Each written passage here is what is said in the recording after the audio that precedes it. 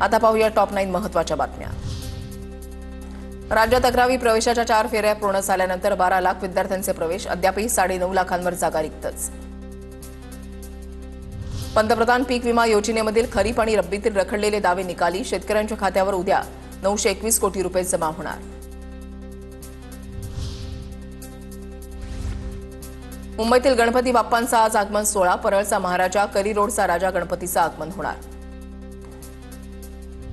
ICICI बँकेच्या बचत खात्यांमध्ये आता कमीत कमी 50,000 रुपये ठेवावे लागणार। 1 ऑगस्ट 2025 नंतर बँकेमध्ये उघडलेल्या सर्व खातेदारांसाठी हा नियम लागू।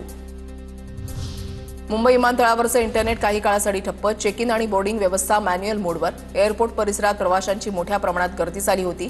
आयटी आणि कोर टीमकडून नेटवर्क दुरुस्तीचा प्रयत्न सुरू।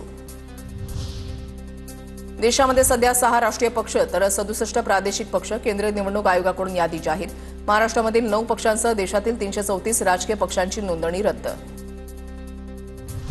धाराशिव ड्रग्ज प्रकरणावर ओमराजे आणि राणा जगजितसिंह पाटील आमने सामने, ड्रग्ज प्रकरणावर विधानसभेमध्ये का बोलला नाहीत? ओमराजे निंबाळकरांचा सवाल, तर षडयंत्र करून तुळजापूरचं नाव खराब केलं जातंय, राणा जगजितसिंह पाटील यांचं प्रत्युत्तर।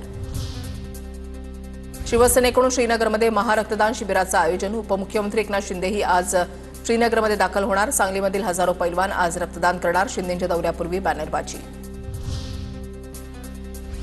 ठाण्यामध्ये महापालिकेकडून वर्षा मॅरेथॉनचं आयोजन, उपमुख्यमंत्री एकनाथ शिंदे, पालिका आयुक्त खासदार नरेश मस्के उपस्थित।